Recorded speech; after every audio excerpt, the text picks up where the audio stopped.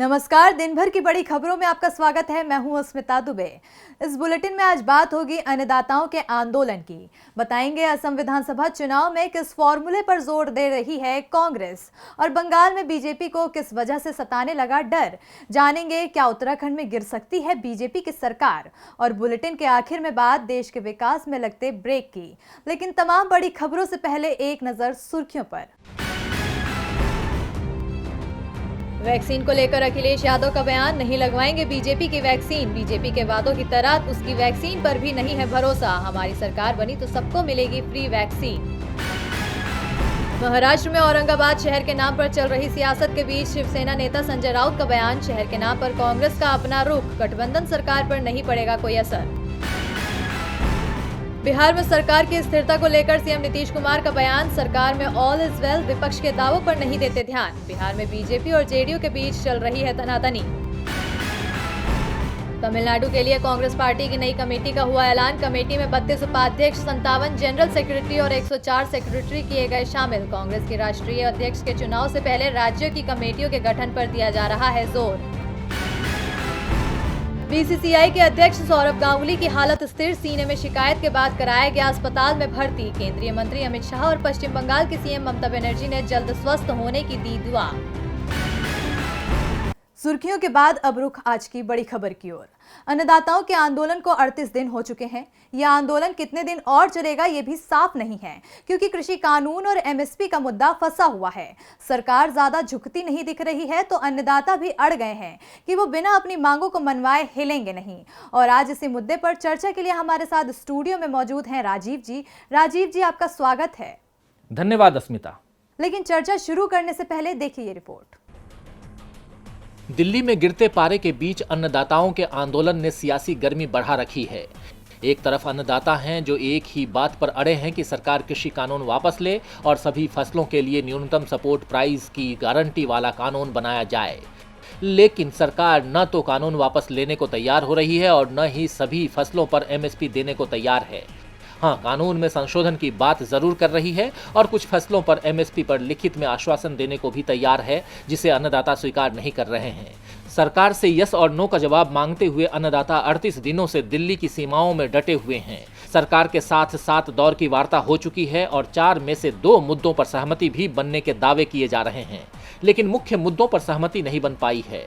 सरकार के साथ अब अन्नदाताओं की 4 जनवरी को बात होगी, लेकिन इससे पहले ही केंद्रीय कृषि मंत्री नरेंद्र सिंह तोमर ने साफ कर दिया है कि बैठक सफल होगी या नहीं ये वो नहीं बता सकते। यानी सरकार की ओर से संकेत दिए गए हैं कि वो ज्यादा झुकने को तैयार नहीं है। दूसरी ओर अन्नदाताओं ने भी अपने आंदोलन को तेज करने का ऐलान करते हुए कहा कि यदि 4 जनवरी को पूरी सहमति नहीं बनी तो आंदोलन को और तेज किया जाएगा। 6 जनवरी को पेरिफेरल एक्सप्रेसवे पर ट्रैक्टर रैली निकाली जाएगी। अन्नदाताओं ने तो 26 जनवरी यानी गणतंत्र दिवस पर भी तिरंगा यात्रा निकालने की तैयारी कर ली है। दर्शनपाल सिंह ने कहा कि सुबह राजपथ पर गणतंत्र दिवस की परेड होगी, उसके बाद अन्नदाताओं की परेड होगी। स्वराज इंडिया के योगेंद्र यादव ने कहा कि सरकार दावा कर रही है कि हमने 4 में से 2 मांगे मान ली हैं, हमें सरकार की ओर से लिखित में कुछ भी नहीं मिला है। गुरनाम सिंह चरूनी ने दावा किया कि बैठक में हमारी ओर से सरकार से सवाल किया गया कि क्या वो 23 फसलों की न्यूनतम समर्थन मूल्य पर खरीद करेगी, लेकिन जवाब हाँ में नहीं आया। यानी संकेत साफ है कि यह आंदोलन अभी आगे जारी रहने वाला है। एमएसपी और कृषि कानून पर 4 जनवरी को सरकार से अन्नदाताओं की बात है, लेकिन इस बार दोनों ही ओर से वार्ता की सफलता को लेकर ज्यादा उम्मीद नहीं दिखाई जा रही है। ऐसे में क्या दिल्ली बड़े आंदोलन को देखने को तैयार है या फिर कोई बीच का रास्ता निकल सकता है? देखिए अस्मिता, सरकार को यह समझने की जरूरत है कि किसान न राजनेता हैं और न ही व्यापारी हैं जो किसी किस्म की सौदेबाजी के लिए इतने दिनों से आंदोलन कर रहे हैं। ये मेहनत कश लोग हैं और हर तरह की मुसीबतें झेलकर अनाज उगाते हैं और बदले में यही चाहते हैं कि उन्हें उनकी मेहनत का सही दाम मिले और इसके साथ भविष्य की सुरक्षा का आश्वासन भी मिले कि उन्हें उनके खेतों से कोई बेदखल नहीं करेगा। उनकी ये चाहत और नए कृषि कानूनों को लेकर उनकी मांग बिल्कुल गलत नहीं है, लेकिन सरकार इस आंदोलन को भी राजनीति के तराजू पर तौल रही है और अपने पक्ष में पलड़ा झुकाने के लिए कभी संशोधन की बात का वजन डाल रही है तो कभी यह जतलाना चाह रही है कि 4 में से 2 मांगे मान ली गई हैं। अगर सरकार चारों मांगे मान भी ले अस्मिता, तब भी वो कोई एहसान नहीं करेगी, क्योंकि ऐसा करके वो अपनी जिम्मेदारी ही निभाएगी। लेकिन सरकार इस वक्त अपनी जवाबदेही से मुंह चुरा रही है और ऐसे जतला रही है कि मानो किसानों से वार्ताएं करके कोई एहसान कर रही है। देखिए अस्मिता, मंत्रियों के बात करने के लहजे से सत्ता का गुरूर टपक रहा है। मोदी सरकार का यह रवैया फिलहाल यही संकेत दे रहा है कि वो देश को एक लंबे चलने वाले आंदोलन का गवाह बनाना चाहती है। हालांकि सरकार की इस जिद में नुकसान देश का ही है। तमाम जानकारी देने के लिए शुक्रिया राजीव जी। अन्नदाताओं के मुद्दे से लेकर आम जनता के मुद्दे को लेकर देश की राजनीति गरमाई हुई है। इस बीच देश में 5 जगह पर चुनाव भी हैं, जिसमें से एक राज्य असम भी है, जहां 5 साल पहले बीजेपी ने कांग्रेस को सत्ता से हटा दिया था। लेकिन अब कांग्रेस असम में सत्ता वापसी की कोशिश में जुट गई है। इसके लिए वो छत्तीसगढ़ के फॉर्मूले पर जोर दे रही है। तो क्या है छत्तीसगढ़ का फॉर्मूला, देखिए इस रिपोर्ट में। इस साल के अप्रैल मई में असम में विधानसभा का चुनाव होना है, जिसे लेकर राज्य की राजनीति गरमाई हुई है। एक तरफ सत्तारूढ़ पार्टी बीजेपी और उसका गठबंधन है, तो दूसरी तरफ कांग्रेस है। जिन राज्यों में चुनाव हो रहा है उनमें कांग्रेस को सबसे ज्यादा उम्मीद केरल के बाद किसी राज्य से है, तो वो है असम। पार्टी यहां की जनता को लुभाने के लिए कमर कस चुकी है। चुनाव के ऐलान से पहले ही कांग्रेस ने कहा कि राज्य में पार्टी की सरकार बनी तो राज्य में किसानों का कर्ज माफ कर दिया जाएगा। साथ ही महिलाओं ने माइक्रो फाइनेंस संगठनों से जो कर्ज लिया है, पार्टी उनका भी कर्ज माफ कर देगी। इसके साथ ही पार्टी ने सत्ता में आने पर छत्तीसगढ़ सरकार की न्यूनतम आय गारंटी योजना यानी न्याय लागू करने का ऐलान भी किया है। पार्टी ने गरीब और मध्यम वर्ग के परिवारों को 120 यूनिट तक निःशुल्क बिजली देने तथा प्रत्येक परिवार में से कम एक शख्स को नौकरी सुनिश्चित करने का वादा भी किया है। आपको बता दें कि न्याय योजना कांग्रेस की उन बड़ी योजनाओं में से एक है जो उसने लोकसभा के चुनाव में अपने घोषणा पत्र में शामिल की थी। उस समय सांसद राहुल गांधी ने इस योजना को लेकर कहा था कि देश के बेरोजगार नागरिक को हर महीने 6,000 रुपए मिलेंगे। अब कांग्रेस इस योजना को असम में लागू करना चाहती है। आपको बता दें कि कुछ इसी तरह का वादा कांग्रेस ने छत्तीसगढ़ के विधानसभा चुनाव में भी किया था, जिसका फायदा पार्टी को चुनाव में हुआ था। कांग्रेस ने असम में बीजेपी से सत्ता वापस लेने की कोशिश तेज कर दी है, तो दूसरी ओर पश्चिम बंगाल में जहां ममता बनर्जी 10 साल से सरकार चला रही हैं, उनके सामने बीजेपी के साथ कांग्रेस और वाम दलों के गठबंधन की भी चुनौती है। ममता ने इसके लिए बड़ा दांव चला है, जिससे बीजेपी सबसे ज्यादा परेशान दिख रही है। तो क्या है ममता का दांव, देखिए हमारी ये रिपोर्ट। पश्चिम बंगाल में विधानसभा का चुनाव जैसे जैसे नजदीक आ रहा है, वैसे वैसे बंगाल की सियासी पार्टियां वोटरों को साधने में जुट गई हैं। इस बार मुकाबला सत्ताधारी टीएमसी, बीजेपी और कांग्रेस वाम मोर्चा के गठबंधन के बीच माना जा रहा है।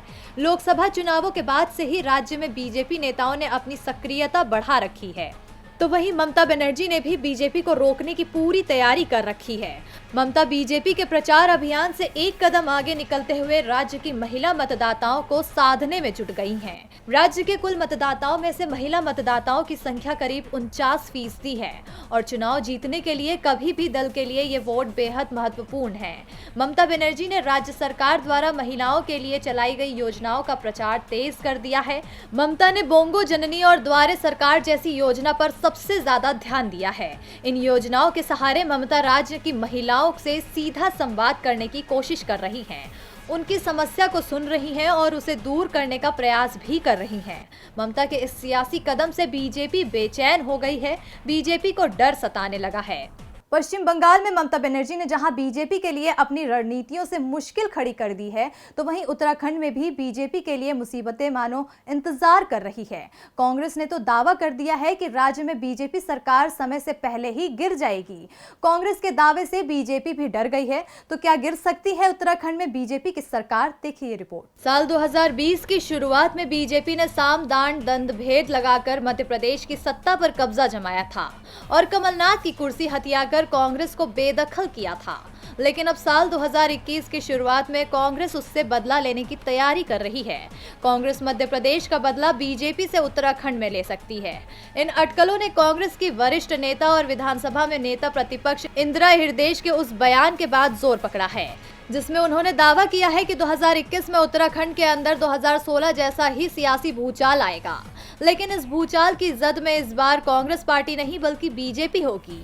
इंदिरा का दावा है कि उन्होंने बीजेपी के एक वरिष्ठ नेता और कुछ विधायकों से बात की है जो कभी भी बीजेपी छोड़ कांग्रेस में आने को तैयार है। इंदिरा के मुताबिक बीजेपी के जो विधायक कांग्रेस में शामिल होने को तैयार हैं, उन्हें 2022 में बीजेपी से लड़कर अपनी हार का डर सता रहा है।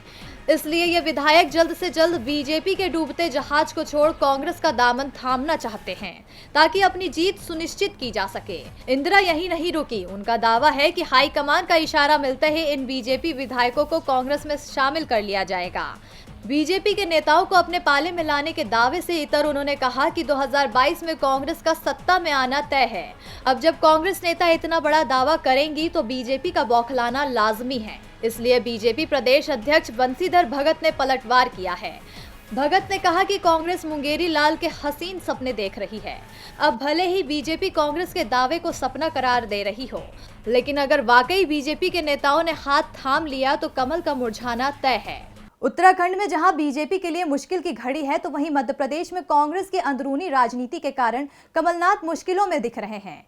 कमलनाथ पर आरोप लग रहा है कि शिवराज से उनकी दोस्ती पार्टी के लिए मुश्किलें बढ़ा सकती है, जिसके बाद उनके नेता विपक्ष की कुर्सी मुश्किल में फंसती दिख रही है। देखिए रिपोर्ट। एमपी कांग्रेस में कमलनाथ की मुश्किलें बढ़ती जा रही है। प्रदेश कांग्रेस के कई नेता कमलनाथ पर आरोप लगा रहे हैं कि वो पार्टी लाइन से हटकर शिवराज सिंह चौहान का समर्थन कर रहे हैं, जिससे पार्टी का शिवराज सरकार की घेराबंदी में मुश्किलें आ रही हैं। अभी हाल ही में शिवराज सरकार ने मध्य प्रदेश विधानसभा के शीतकालीन सत्र को स्थगित करने का फैसला किया था। कांग्रेस इसके खिलाफ थी। कांग्रेस चाहती थी कि सत्र हो। वो बीजेपी सरकार को कृषि कानून, दूसरे धर्म में शादी किए जाने पर बनाए गए राज्य सरकार के कानून सहित तमाम मुद्दों पर घेरने की तैयारी में थी, और इसका इशारा कांग्रेस नेता डॉक्टर गोविंद सिंह ने सर्वदलीय बैठक में भी दे दिया था। वो सत्र बुलाने पर अड़ गए थे, लेकिन कमलनाथ ने नेता प्रतिपक्ष के रूप में सरकार के फैसले का समर्थन कर दिया, जिससे शिवराज सिंह चौहान को सत्र स्थगित करने का फैसला लेने में आसानी हो गई।